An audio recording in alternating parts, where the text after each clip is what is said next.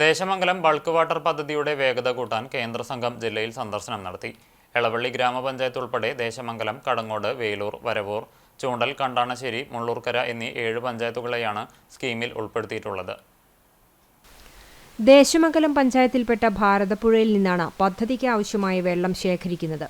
കൊണ്ടയൂരിൽ pumping house, Desamangalam 40 MLD ജലശുചീകരണശാല unit, water tank എന്നിവ നിർമ്മിക്കുന്നതിനുള്ള സ്ഥലം ലഭ്യതയില്ലാത്തതായിരുന്നു പദ്ധതി വൈകുന്നതിന് കാരണമായത്.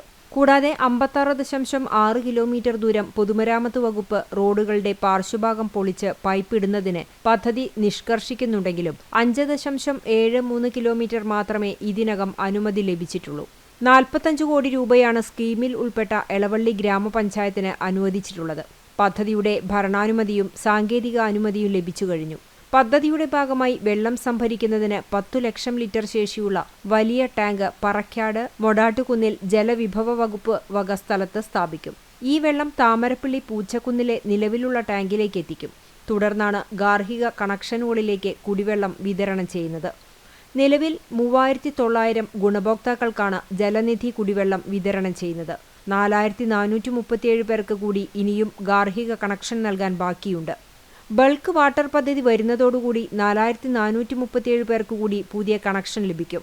കളക്ടറേറ്റിലെ എക്സിക്യൂട്ടീവ് കോൺഫറൻസ് ഹാളിൽ വെച്ച് പദ്ധതിയുടെ അവലോകന യോഗത്തിൽ തൃശൂർ ജില്ലാ sub collector Akhil V Menon അധ്യക്ഷനായി.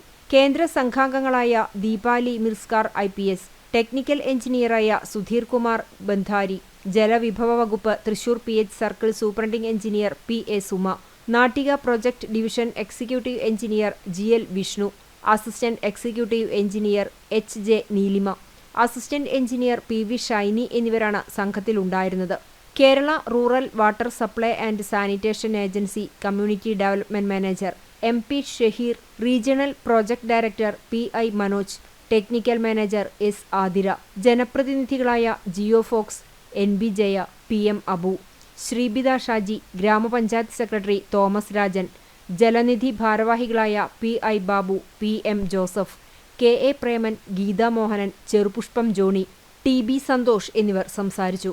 2026 ഡിസംബർ മാസത്തിൽ പദ്ധതി പൂർത്തീകരിച്ച് എളവള്ളി ഗ്രാമപഞ്ചായത്ത് സമ്പൂർണ്ണ കുടിവെള്ള ഗ്രാമമാക്കുകയാണ് ലക്ഷ്യമെന്ന് എളവള്ളി ഗ്രാമപഞ്ചായത്ത് പ്രസിഡന്റ് ജിയോ ഫോക്സ് പറഞ്ഞു.